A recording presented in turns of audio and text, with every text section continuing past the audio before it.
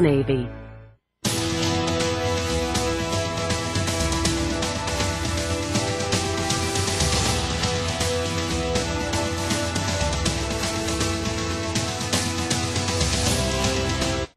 Live Rockville election coverage. We're going to turn now to our Bridget Breuer, who is outside awaiting election returns. She's going to tell us a little bit about what's going on out there. Bridget, any information for us?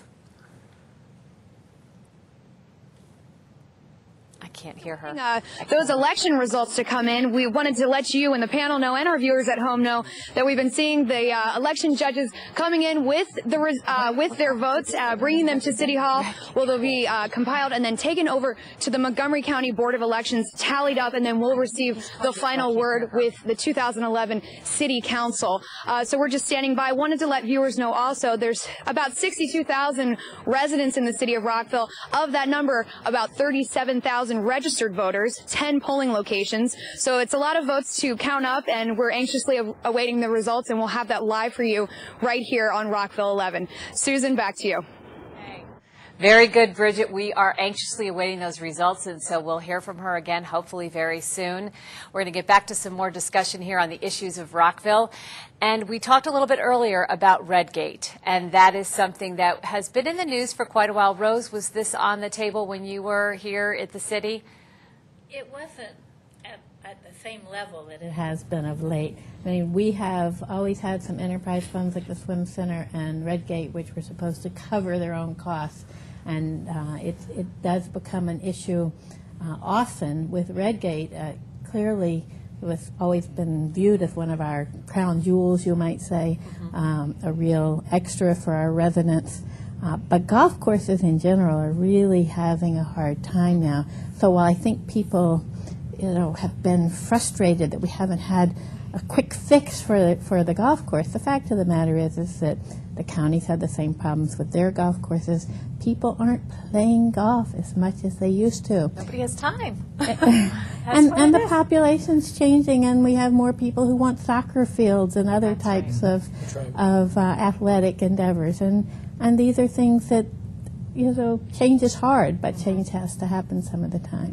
The county's wrestled with this as well, Phil, hasn't it? Tell us a little bit about what's happened there. Yeah, we have, and it's a nationwide issue. There are more golf courses built than there are people to fill them up. So the supply of golf courses is exceeding the demand for golf. And so communities have to make decisions about whether to provide subsidies or not. And that's, a decision that people have different views on. I do think that golf is different. For me, it's different to subsidize golf than it is to subsidize things like basketball or things that are not sports that have sort of barriers to entry. Right. And not as restrictive.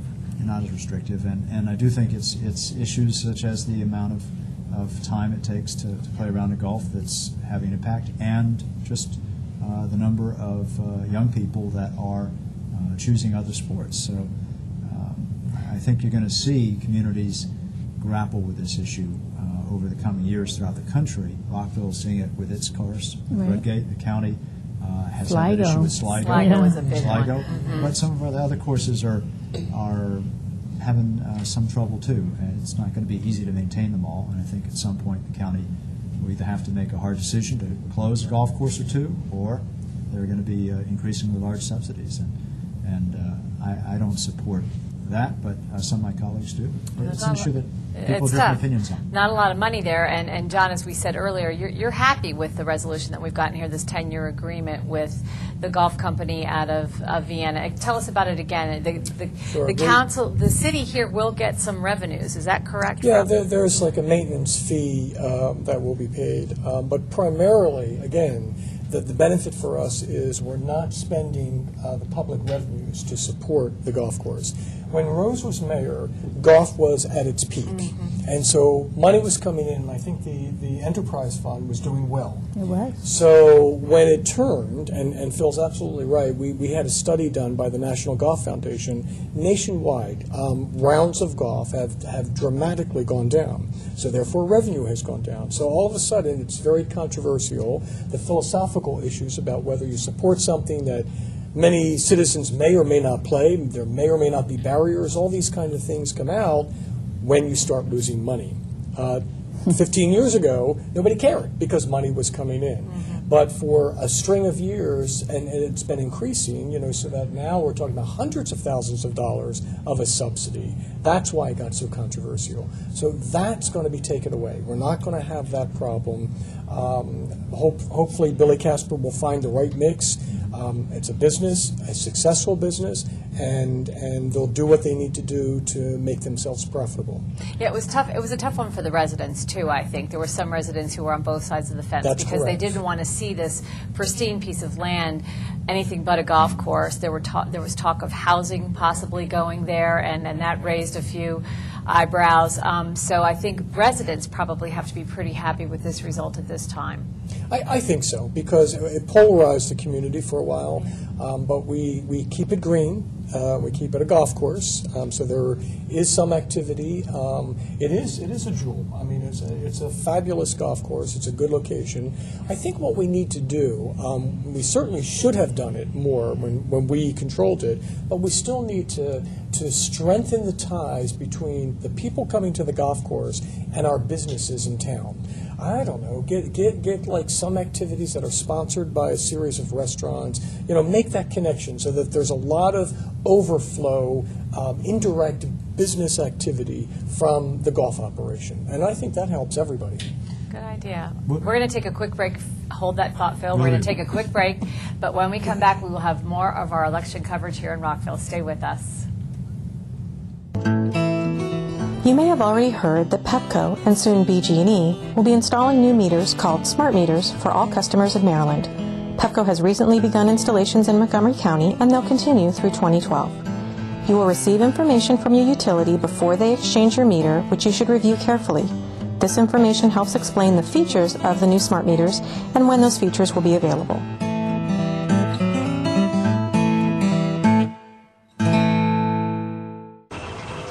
Yes, ready.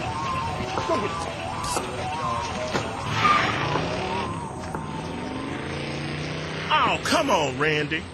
Animal shelter, here I come. And no, I'm not crazy or emotionally damaged. That's a stereotype. I just belong to a total loser. I'm a good dog. So if you want a pet, adopt. And if you see Randy, tell him he dropped his wallet.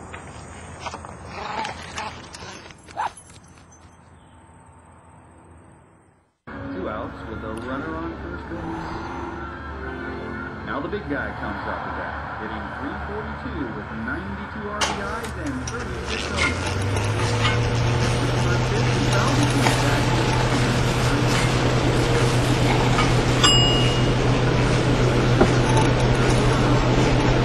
Chill raw and prepared foods promptly. 1 in 6 Americans will get sick from food poisoning this year. Keep your family safer. Check your steps at foodsafety.gov. The city of Rockville, Maryland, nationally recognized as one of America's leading cities for work, for play, and for life. A vibrant, highly educated, business-friendly home to some of the nation's and the world's most prominent biomed and technology companies. With close proximity to the world's most powerful city, Washington, D.C. A place where citizens come first. The city of Rockville. Get into it.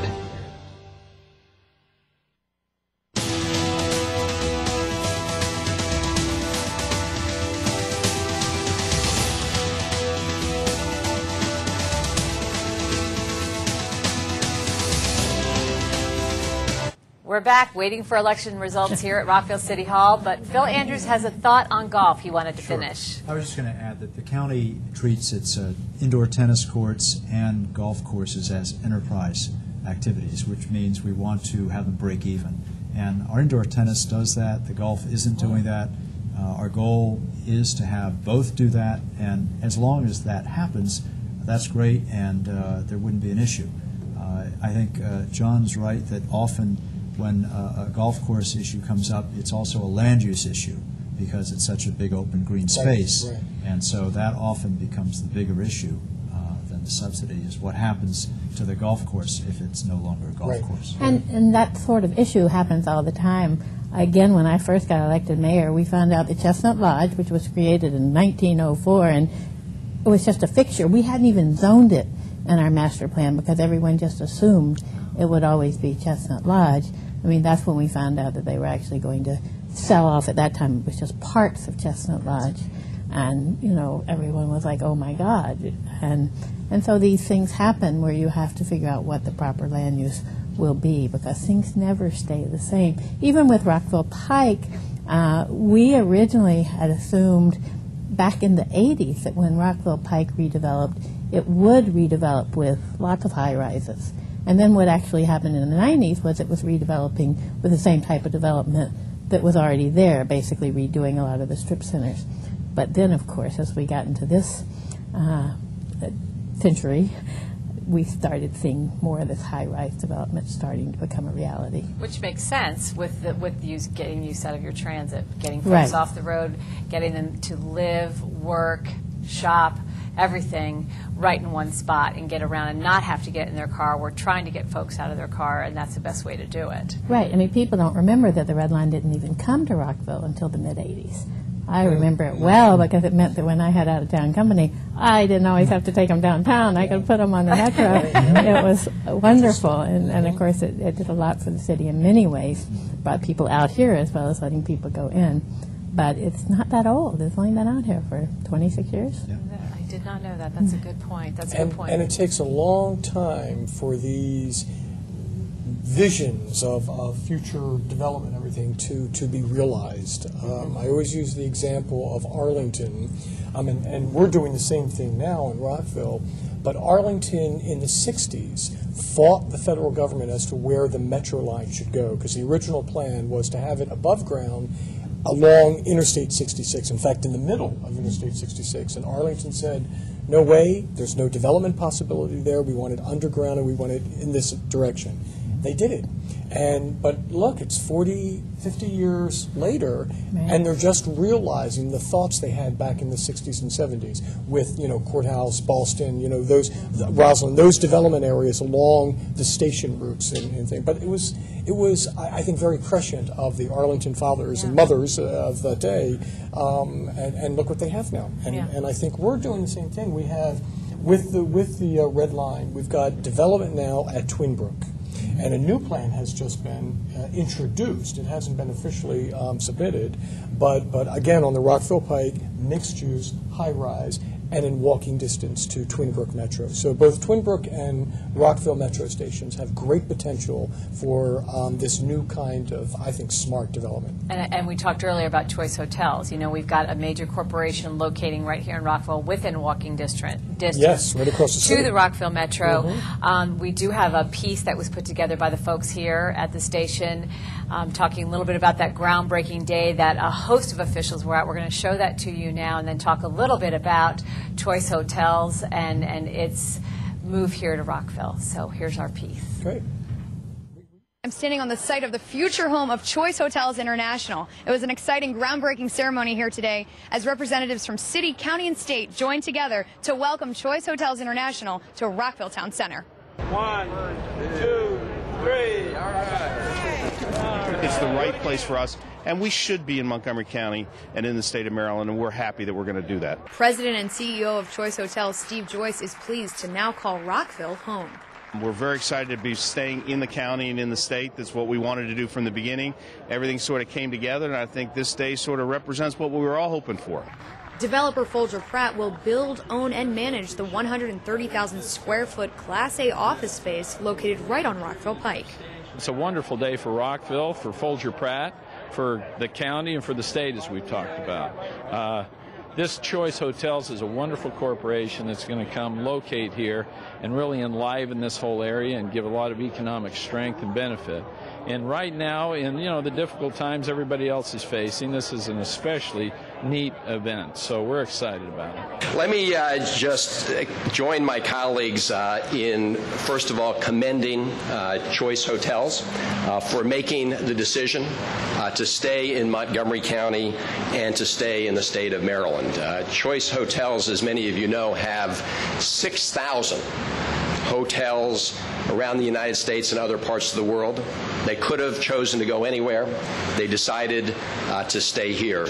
And the question has been asked repeatedly in these tough economic times, why in such difficult times are we making such investments? Well, I would simply say that collectively, the state, the county, and the city, we simply made the right choice. And the choice is to have Choice International Hotel stay here in Montgomery County. We spoke with many of the elected officials on hand at the groundbreaking event. I'm joined here with former county executive and mayor of Rockville, Doug Duncan, along with current council member Bridget Newton. Thanks for joining me. You're welcome. Sure, happy to be here. It's a big day for Rockville, big day for the county. It's been a long time coming, and to have Choice Hotels International set up their world headquarters here in the heart of Rockville, it's just great news for everyone. And Councilmember Newton, how are you feeling? Well, as Doug says, it's a wonderful day. And I think Doug was actually mayor when Folger first signed to come to Rockville. And, you know, what he's done to bring economic energy to the city is just incredible. And we're glad to see it going. And it's a beautiful day for us, and it's a great day for us. So congratulations to everybody. Oh, I'm very proud. I'm proud that our county is making the kinds of decisions to invest in our community. This doesn't happen by accident. We have to make difficult decisions about how to spend our money. And I hope our nation is watching, because this is what we need to do. We need to invest in our communities, and that's what we've done. And this is an organization that reinvests in our community, and that's what makes it such a win-win. Can you tell me how important it was to work together with the city and the state to keep Choice Hotels here? It was very important. I had conversations with Mayor Marcuccio throughout the process. She was a great advocate for this project. The county and the city and the state worked as a team to keep Choice in Montgomery County and to bring them to Rockville. I think it's wonderful. What a nice day for the city. What a terrific day for the county and the state. Here we have a new installation that's going to make Rockville even more appealing. The council came through, and of course the county council and Ike Leggett, our county executive. So we're able to put it together, and the state I didn't mention, we're able to put it together. It's a great, great project. I'm feeling really great. It's a great day. It's a vote of confidence in Rockville. We got Choice Hotels International, some other things going on, so it's super. We'll continue to follow the progress of the Choice Hotels International construction project. The expected move-in date is spring 2013. So Choice Hotels was a big boon for Rockville to get that corporate headquarters moved up here. 400 employees. We talked a little bit about this earlier. I know that the folks at the county did a lot to get them up here. There were a host of people there at the groundbreaking. What does this mean for the economy here in Rockville? We talked about this earlier, but let's talk about it again. Sure. Well, with again, the county, state, and the city worked on this for the incentive package. For the county, they wanted to keep Choice in the county. So by moving to Rockville, the county doesn't win employees or win extra tax revenue. You keep it, and that's good. That was very good. For us, having the extra revenue from the property tax and having the employees there, that could then populate our town center, I think was a great get for us. Because it's hard to calculate the indirect economic benefit when you move a corporate, and this is corporate headquarters, into your jurisdiction. How do you calculate how much money those people are going to spend and how that tallies up? I don't know if you can get a precise figure, but we do know that there will be a spin-off economic benefit because they're located here. And as you mentioned, they're right across the street from the metro, so it was very, very smart for Choice to locate on that site. Yeah, and no cafeteria. So we did mention that, so hopefully they will patronize all the restaurants in downtown Rockville. And you never know, you could get some more folks buying homes up this way as well. Exactly. There's a lot of possibilities there as how it can boost the economy here. That's so correct, yes. Well, and you mentioned the no cafeteria, and the same thing was done when they built Discovery Communications in Silver Spring. No cafeteria because they wanted people going out to the restaurants. And Rockville's town center is really quite small. It's small compared to Silver Springs, for example. And we really needed that infusion of a new business. I think they will soon be building a hotel in downtown as well. Then you bring in people from, out of town who, a different crop of people every few nights who all want to try the restaurants in the area. I think it'll be a tremendous boon for downtown Rockville. Yeah, I agree. I think it's a great location for the Choice headquarters, and it's a great location for a hotel. And it will stimulate business in downtown Rockville. The town center will benefit from having all those employees go out to eat and shop. So it's a very good addition to the town center. We've talked a little bit about transportation tonight, but one of the things that we haven't talked about is biking and bike share programs that have become a big hit in communities across the country. I know that we are trying to get something started here at Rockville. We've got something. it started. Yes. Tell us about it. Do we know how it's going, and how does it work? Well, it hasn't gotten off the ground yet. Okay. But we started with we were part of a Council of Government submission to the federal government for monies to extend the D.C. and Arlington bike share program into Montgomery County. We were part of the county's submission. So, and because we have Twin Brook and Rockville Metro Station, and Shady Grove actually, right outside the city, it fit in nicely with our plan. We lost that, and this was a couple years ago, but because of that, we were tuned in to the different funding mechanisms and submitted another application, applied some of our transportation demand money management funds, and so now we're in partnership to have this program, and I believe it's going to be 12 bike stations in the city of Rockville. Wow. This is a Rockville program.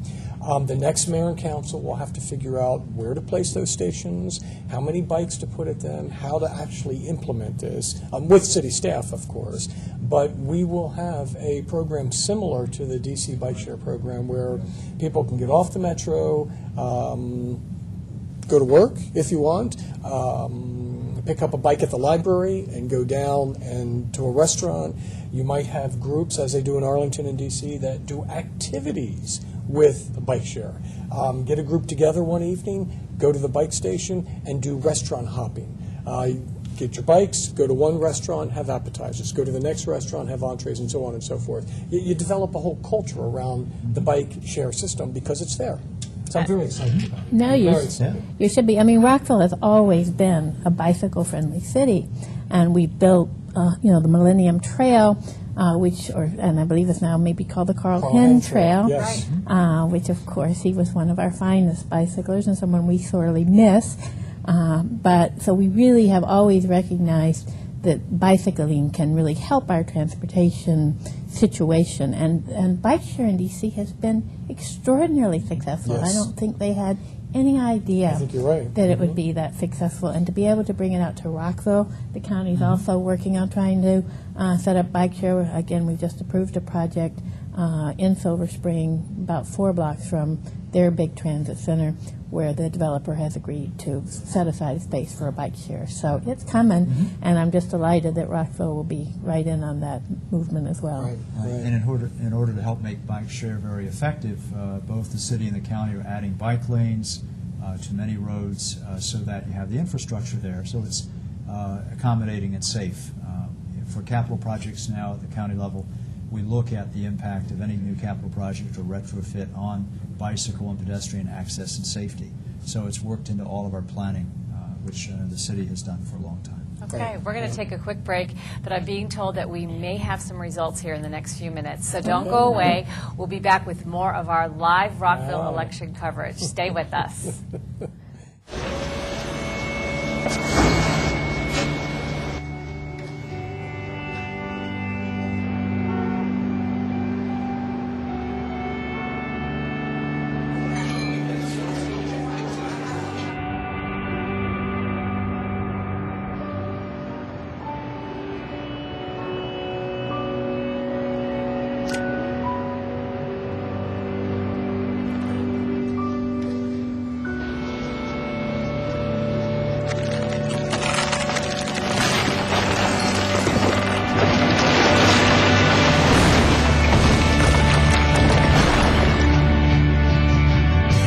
When you earn your GED diploma, the barriers in your life fall.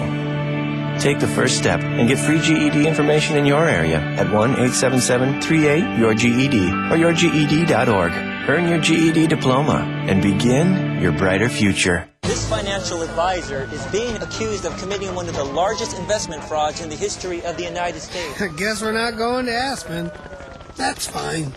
You see, I like tennis balls. He likes insider trading. So he's going to jail and I'm going to a shelter. And no, they're not the same thing. Shelters are for good pets that want to be adopted. Jails are for criminals. I did nothing. Uh-oh. Okay, I stole a cheeseburger once. How my dog?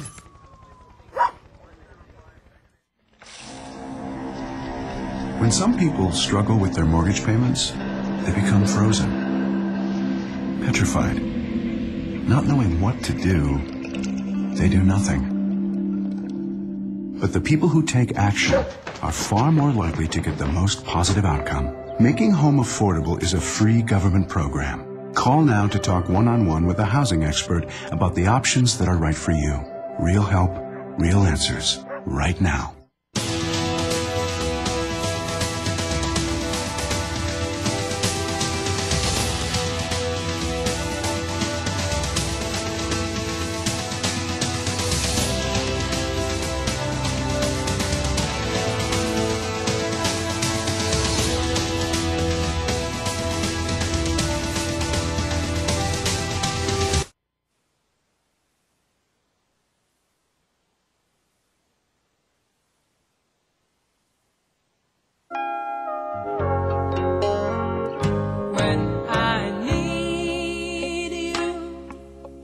Just close my eyes and I'm with you, and all that I so wanna give you, it's only a You don't have to be a hero to be a hero. When you adopt a child from foster care, just being there makes all the difference.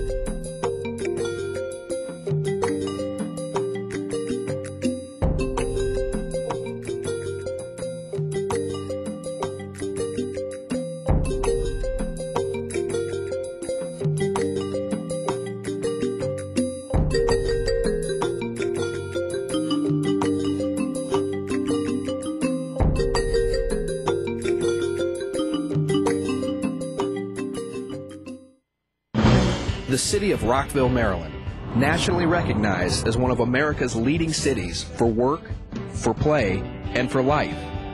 A vibrant, highly educated, business-friendly home to some of the nation's and the world's most prominent biomed and technology companies.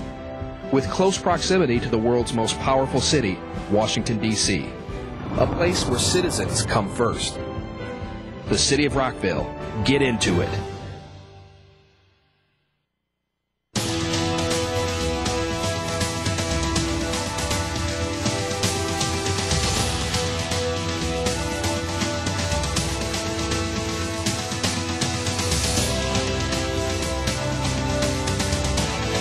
We're back with our live Rockville election coverage.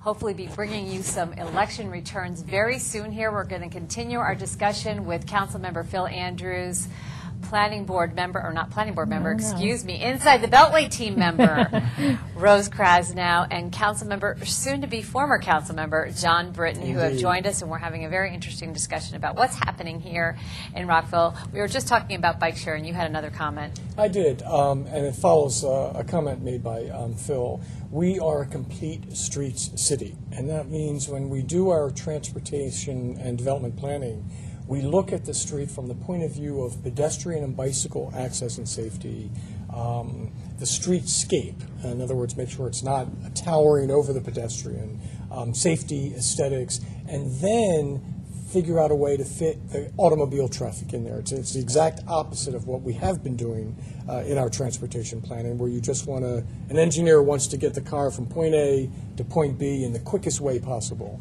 So Complete Streets helps you, I think, improves the quality of life for your pedestrians and bicycles throughout the city. And so that follows in what we're doing with the bicycle bike share program, and lots of planning inherent or lots of pedestrian and bicycle access and safety inherent in our planning and zoning, as the county has. And I know, with sidewalk construction and different aspects, that's all related to that.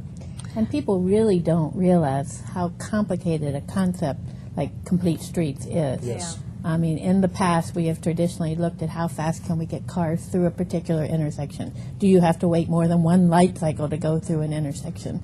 And what we've realized as we've had more pedestrian accidents and as the number of bicyclists has continued to grow, is we need to be much more holistic in how we approach these issues, because actually slowing the cars down is a good thing. It's a very good thing. And it's what I used to say when people would complain about traffic on Rockville Pike. That's not necessarily bad. I mean, it's if you're in the car trying to get beyond, it's perhaps a little frustrating. Right. But slowing cars down actually is good in many ways. It lets you see what's on either side. You might decide to stop off somewhere. It's much better for the pedestrian, for your bicyclist. And streets are a complicated facet of urban life. Absolutely. Yeah, and Phil will agree with that with the speed cameras, correct? Too, that slows people down. Cameras have made a difference. They have made a big brought difference. Average speeds down. They've reduced collisions by about 35% in those areas that have speed cameras compared to what happened before. And we've seen a real reduction in pedestrian collisions and pedestrian fatalities this year. And that's been a downward trend the last 3 years, which is good. So we're seeing an impact with the approach of education, enforcement, and engineering. Right. I think, folks are slowing down, I think, and I do think that kind of education is what's the key there. It makes people think. Maybe we didn't think about it before, and now am I going to come up on a speed camera? I better slow down. And the end result is very good with these things. Environmental sustainability here in Rockville. I know that we are looking at possibly a green tax incentive for businesses. Is that correct? Who choose to locate here or build here, that get some tax credits if they build green? Who choose to move into an existing building and renovate.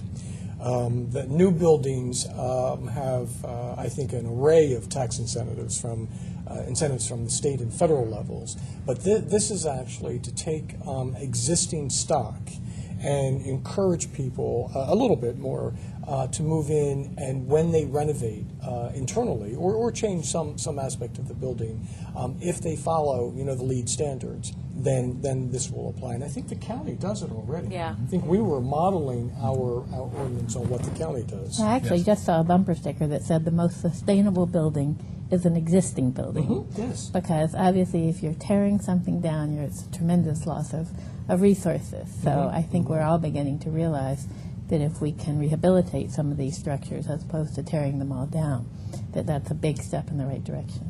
So we approve the ordinance, so it's set in place. It's up to the next council to budget it. It's now a budget item. And so the concept, I think, is community-wide supported. I don't know how tough the budget year is going to be next year, so we'll just have to see. You have to be careful, because I know the council has put in some tax incentives for residents and folks, and we get a waiting list for people to get these rebates. That's correct. Because so many people are trying to go green. I'm not talking about businesses here. I'm talking more about residents, and they apply for these tax credits, and budget situations prevent, and there's a waiting list for a lot of these folks. So it is really a budgetary issue. But we all try to be a little bit greener in our everyday lives, I think, and it is such a relevant topic today for all of us. And I think the recycling and the light bulbs and all of it is out there for us to take part in. So I think we're changing the way we think. A lot of progress has been made. Go ahead. It has. I was going to put in a plug, in fact, for the city's recycling effort, because they recently expanded the single stream to include basically all plastics. And when they went to the containers that the city provides, we actually debated which size we needed as a family, and ended up getting a recycle can that was as big as our garbage can. We always fill the recycle can now, and we don't always fill our garbage can anymore. Same experience. That's a good thing. Same experience. Yeah, that's a good thing. That's a good thing. It's great. Yeah. And you just hate thinking that before all that stuff was literally wasted. So. Yeah, we consider ourselves pretty much on the cutting edge in a lot of environmental environmental issues. We assumed the EPA Green Challenge, and I think we're one of a handful of communities, maybe only 2 or 3, in this region that surpass the criteria set by EPA for green sustainability. And we've been in our ordinance, our zoning ordinances, the tax incentive for renovated buildings, different things like that, the bike share, all of that is a package of greenness. Our stormwater management fee system, which helps control stormwater runoff. We use impervious concrete in some areas, to help the stormwater runoff. So a lot of these add up to make, I think, Rockville a leader in green activities, green operations. I think the Thomas Farm Center, community center has impervious permeable pavement, right? Yep. What do you, Phil? I know you knock on a lot of doors. You cover more than just the city of Rockville, but I know you knock on a lot of doors when you're out there, not necessarily just campaigning, but you're out and about in the community. What are you hearing from folks who live here in Rockville? Anything specific about what they say about their community? I was talking about this with Rose before the show, and people in Rockville like Rockville. I rarely hear a complaint about Rockville in terms of its services, and I think people really enjoy living in Rockville. It's true in Gaithersburg too. So I would say that both communities have been served very well by their city governments over the years, and that people do value the additional services that they get in the city of Rockville and Gaithersburg. Rockville's recreation services are very extensive, and the community events are very popular. So very positive responses. Are folks aware of the political system here? Because I know a lot of county folks, they don't know who their county council members are. Are they politically astute here in Rockville? Yeah, I would say so. I think that's true, and I think at the county level, probably folks have a better idea sometimes of their district council member because there's only one, right. And the district council members can get to know their communities more intensively than the at-large members usually. So, yeah, I think there's pretty good awareness. Rockville and Gaithersburg have done a good job of communicating with their constituents through the newsletters over the years. And we're still small enough that you get that, hometown feel, as we right. always used to hometown say. feeling. That's where right. You do feel that you have a real sense of place when you're in Rockville. Yeah. Okay, well, we're going to take another break, but don't go away. We will have more live election coverage here at Rockville City Hall. Stay with us. Getting children to school safely is a priority. Do you know the rules of driving near a school bus? First, drive slowly in neighborhoods and school zones, especially in the mornings and when school lets out. Watch for children walking in neighborhoods without sidewalks.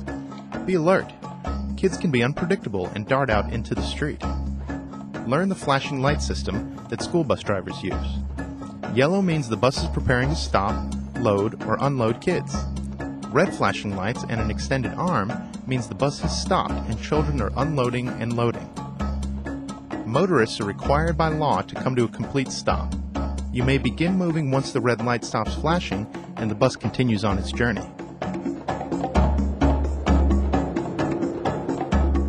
For more information on school bus safety, please go to montgomerycountymd.gov/walk.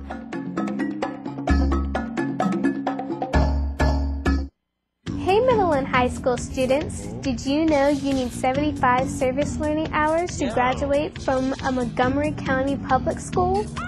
Student service learning opportunities allow teens to volunteer in the community, learn new skills, explore careers, and build character. You can earn your SSL credits through school-sponsored clubs or with community organizations. More than 665 organizations participate. Here are a few within your county government.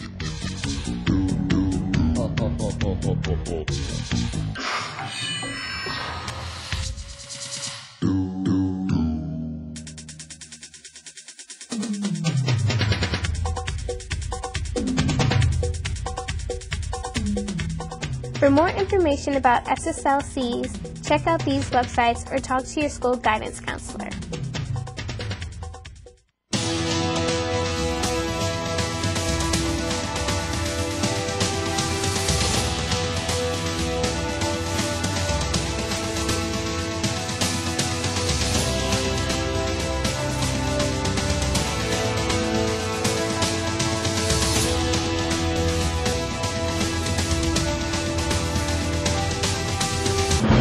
The city of Rockville, Maryland, nationally recognized as one of America's leading cities for work, for play, and for life.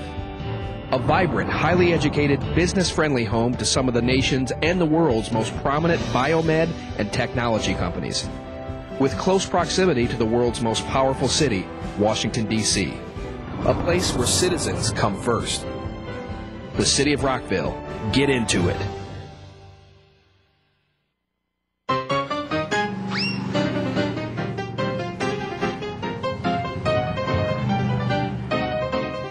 Driving is serious business.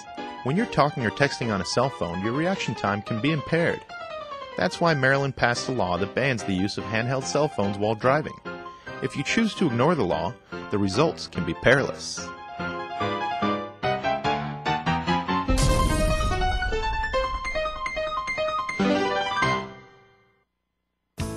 Did you know that diabetes affects 27 million Americans and is caused by a combination of lifestyle, habits, and genetics?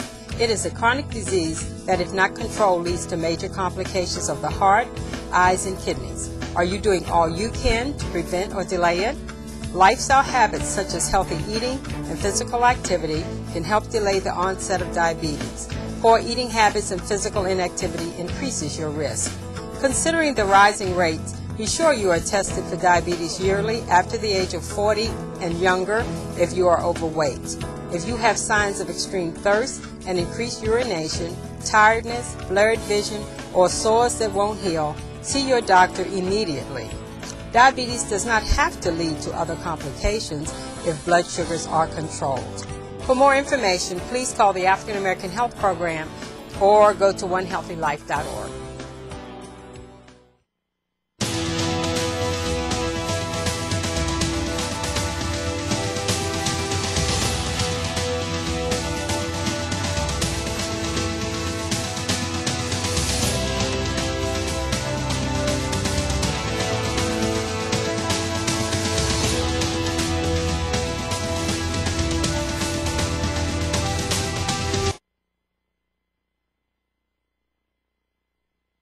All right, Yaxel. Way to go.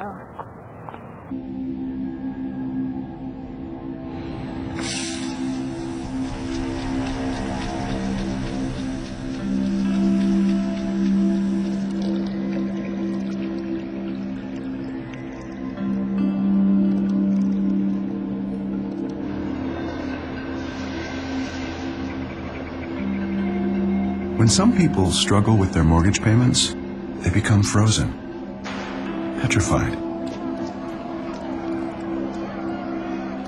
Not knowing what to do, they do nothing. But the people who do something, the people who take action, are far more likely to get the most positive outcome. Making home affordable is a free government program. Call now to talk one-on-one with a housing expert about the options that are right for you. Real help, real answers, right now.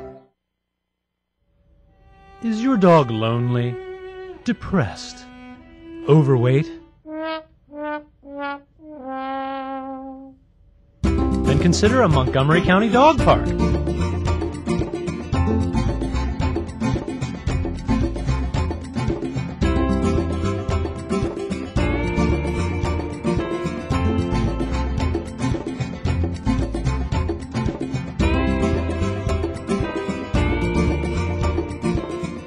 There are 7 dog parks here in Montgomery County, and more to come.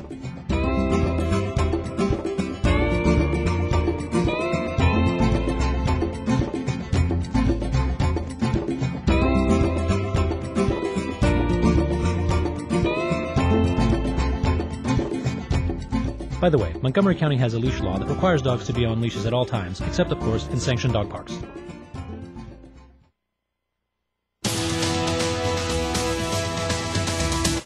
With our live election coverage here in Rockville, and we have the results for the election. We're going to turn now to Bridget Breuer, and she's going to give us the details of tonight's races.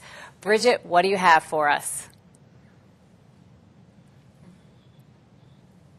Wanted to let everyone everyone know that we just received the results for the 2011 City Council elections, and your new mayor, actually, she's not new, she's the incumbent Mayor Phyllis Marcuccio, wins with 3,264 votes. That's 52.94%, beating Peter Gajewski, who received 2,849 votes, or 46.21%.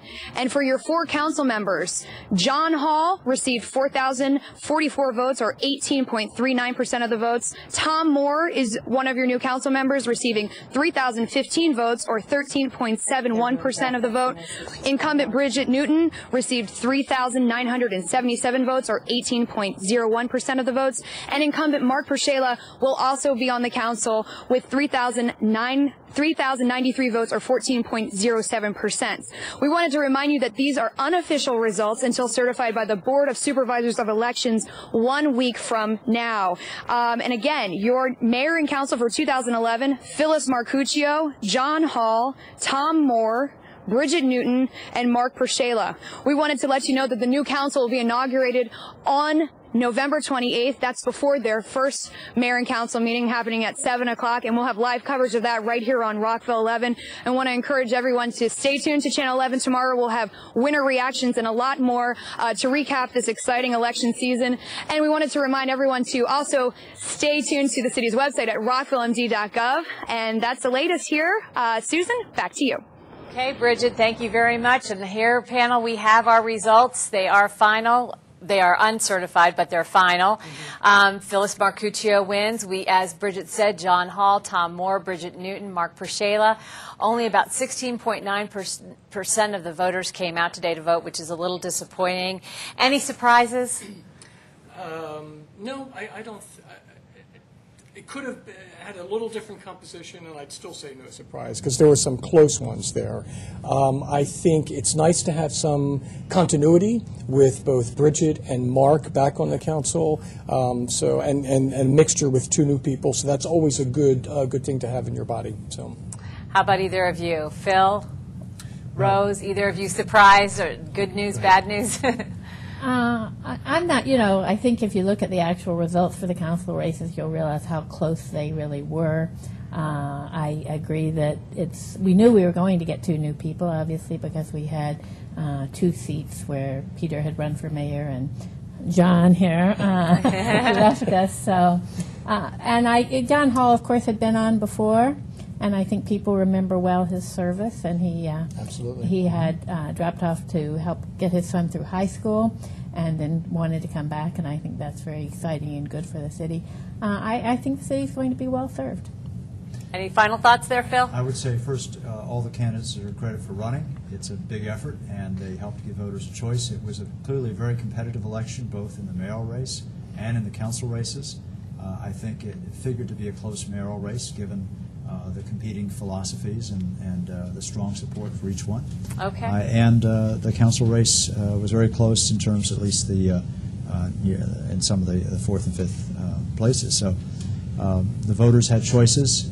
The turnout could have been better, but it was a competitive election, and that's the way it goes. Yeah, as is always the case, these are, as we said, the unofficial results. There was only 50 votes that separated Virginia Onley with Tom Moore, so that was a very, very close race there, and about 600 votes between Peter and Phyllis, so that was also a close race. Again, a very busy night here in Rockville. We've been on the air for quite some time. I want to thank you both for being here. Both, 3 of us. See, I need to get off here. It's late. There's 3 of you here, not 2. I want to thank all of you for being here with me tonight to help decipher all these issues here in Rockville. There's a lot to talk about. And as Bridget mentioned, you can get your election results tomorrow on Rockville 11, and also we will have the full story on County Report this week on County Cable Montgomery.